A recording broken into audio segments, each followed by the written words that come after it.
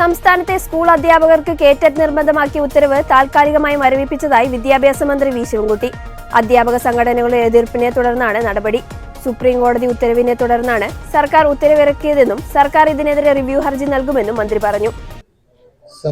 September മാസം 1 ബഹുമാനപ്പെട്ട supreme കോടതി ഉത്തരവ് കേരള ടീച്ചർ എലിജിബിലിറ്റി ടെസ്റ്റിനെ സംബന്ധിച്ചിടത്തോളം ബഹുമാനപ്പെട്ട സുപ്രീം കോടതിയുടെ ഉത്തരവ് നടപ്പിലാക്കുന്നതാണ്. എന്നാൽ നാഷണൽ കൗൺസിൽ ഫോർ ടീച്ചർ എഡ്യൂക്കേഷൻ്റെ മാർഗനിർദ്ദേശപ്രകാരമാണ് കേറ്ററ്റ് നടപ്പിലാക്കുന്നത്. തമിഴ്നാട്, മഹാരാഷ്ട്ര സംസ്ഥാനങ്ങളിലെ കേസാണ് ബഹുമാനപ്പെട്ട സുപ്രീം കോടതി പരിഗണിക്കപ്പെട്ടത്. ഇപ്പോൾ കേറ്ററ്റ് ജനറൽ വിഭാഗത്തിൽ പരീക്ഷ നടത്തുന്നതിന് ജനുവരി മാസം 7 തീയതി വരെ അപേക്ഷ ക്ഷണിച്ചിട്ടുണ്ട്.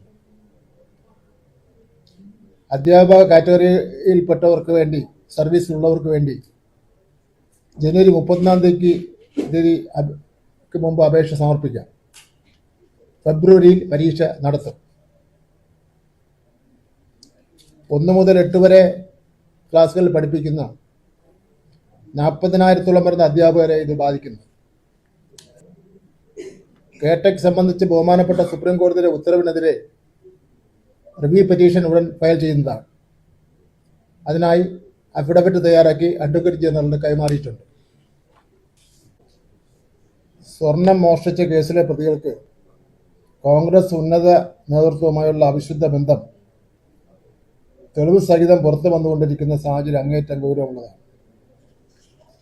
ഭക്തലക്ഷങ്ങളുടെ വികാരമായ ശബരിമലയിലെ സ്വർണ്ണ കവർന്ന കേസിലെ മുഖ്യപ്രതി ഉണ്ണികൃഷ്ണൻ പോറ്റിയും ജ്വല്ലറി ഉടമയും കോൺഗ്രസ് അധ്യക്ഷയായിരുന്ന സോണിയാഗാന്ധിയുമായി അടൂർ പ്രകാശ് MP അടക്കമുള്ള നേതാക്കളുമായി നടത്തിയ കൂടിക്കാഴ്ചയുടെ ചിത്രങ്ങൾ കേരളം ഞെട്ടലോടെയാണ് കാണുന്നത്. അതിസുരക്ഷാ മേഖലയായ സോണിയാഗാന്ധിയുടെ വസതിയിൽ ഇവർക്ക് പ്രവേശനം ലഭിച്ചത് ആരുടെ സഹായത്തിലാണെന്ന് കോൺഗ്രസ് നേതൃത്വം ഇനിയെങ്കിലും വ്യക്തമാക്കണം. 2004 UDF സർക്കാരിൻ്റെ കാലത്ത് കോൺഗ്രസ് നേതാക്കളുടെ പ്രത്യേക താല്പര്യപ്രകാരമാണ് ഉണ്ണികൃഷ്ണൻ പോറ്റിയെ ശബരിമലയിൽ പരികർമ്മിയായി നിയമിച്ചതെന്ന വിവരവും ഇപ്പോൾ പുറത്തു വന്നിരിക്കുകയാണ്. അന്ന് ദേവസ്വം ബോർഡ് പ്രസിഡന്റായിരുന്നത് പ്രയാർ ഗോപാലകൃഷ്ണനാണ്. അജയ് തരക തുടങ്ങിയവരുമായി ഇവർക്കുണ്ടായിരുന്ന ബന്ധവും അന്വേഷണ പരിധിയിൽ വരുന്നുവെന്നത് നിസ്സാരമല്ല. കേസ് അന്വേഷണം ശരിയായ ദിശയിൽ നീങ്ങുമ്പോഴും സ്പെഷ്യൽ ഇൻവെസ്റ്റിഗേഷൻ ടീം ഈ ഉന്നതങ്ങൾ ചെയ്യുമ്പോഴും അന്വേഷണത്തെ അട്ടിമറിക്കാൻ പ്രതിപക്ഷം ബോധപൂർവം ശ്രമിക്കുകയാണ്. സ്വന്തം നേതാക്കൾക്ക് കേസിലുള്ള പങ്ക് വെളിപ്പെടുത്തുമോ എന്ന ഭയമാണ് മുഖ്യമന്ത്രിയുടെ ഓഫീസിന് നേരെ അടിസ്ഥാനരഹിതമായ ആരോപണങ്ങൾ ഉന്നയിക്കുവാൻ പ്രതിപക്ഷത്തെ പ്രേരിപ്പിക്കുന്നത്. ശബരിമല സ്വർണ്ണമോഷണ കേസിലെ പ്രതികളെ സംരക്ഷിക്കുവാനും അവർക്ക് ഉന്നതങ്ങളിൽ സ്വാധീനം ഉറപ്പാക്കുവാനും കൂട്ടുനിന്നത് ആരാണെന്ന് ജനങ്ങൾക്കറിയണം. പ്രതികളെ സോണിയാഗാന്ധിയുടെ അടുത്തേക്ക് ആനയിച്ചവർ ആരാണ്? UDF കൺവീനർ പ്രതിപക്ഷ നേതാവിനും ഇക്കാര്യത്തിൽ മൗനം പാലിക്കാനാവില്ല. കുറ്റവാളികളെ സംരക്ഷിക്കാൻ രാഷ്ട്രീയ സ്വാധീനം ഉപയോഗിച്ചവർ നിയമത്തിന് മുന്നിൽ മറുപടി പറയേണ്ടി വരും. ഫെബ്രുവരിയിൽ നടക്കുന്ന പ്രത്യേക കേറ്ററ്റ് പരീക്ഷയ്ക്ക് ശേഷം പുതിയ ഉത്തരവ് ഇറക്കുമെന്നും അദ്ദേഹം അറിയിച്ചു. ചില സംഘടനകൾ കാര്യമെന്തെന്ന് മനസ്സിലാക്കും മുൻപ് എതിർപ്പ് ഉന്നയിച്ചു. സർക്കാർ അധ്യാപകർക്കൊപ്പമാണ്. സ്ഥാനക്കയറ്റത്തിൽ വ്യക്തത വരുത്തുമെന്നും വി ശിവൻകുട്ടി പറഞ്ഞു. കുറെ പേർ രക്ഷപ്പെടുമെങ്കിൽ രക്ഷപ്പെടട്ടെ എന്ന് അഭിപ്രായപ്പെട്ട മന്ത്രി 40,000-ഓളം അധ്യാപകരെ ബാധിക്കുന്ന വിഷയമാണെന്നും കൂട്ടിച്ചേർത്തു. അധ്യാപക സംഘടനാ പ്രതിനിധികളുടെ പ്രതിഷേധം വിഷയം മനസ്സിലാക്കാതെയാണെന്നും വെള്ളിയാഴ്ച ഇറക്കിയ ഉത്തരവ് താൽക്കാലികമായി മരവിപ്പിക്കുന്നതായും മന്ത്രി ശിവൻകുട്ടി പറഞ്ഞു.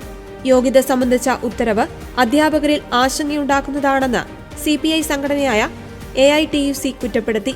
പ്രത്യേക കേറ്ററ്റ് പരീക്ഷയ്ക്കായി അധ്യാപകർ തയ്യാറെടുക്കവേ സർക്കാർ ഉത്തരവ് പുനഃപരിശോധിക്കണമെന്ന് CPM സംഘടനയായ KSTA ആവശ്യപ്പെട്ടു. 2025 സെപ്റ്റംബർ 1 സുപ്രീം കോടതി പുറപ്പെടുവിച്ച വിധിന്യായത്തിന്റെ പശ്ചാത്തലത്തിലായിരുന്നു സർക്കാർ നടപടി.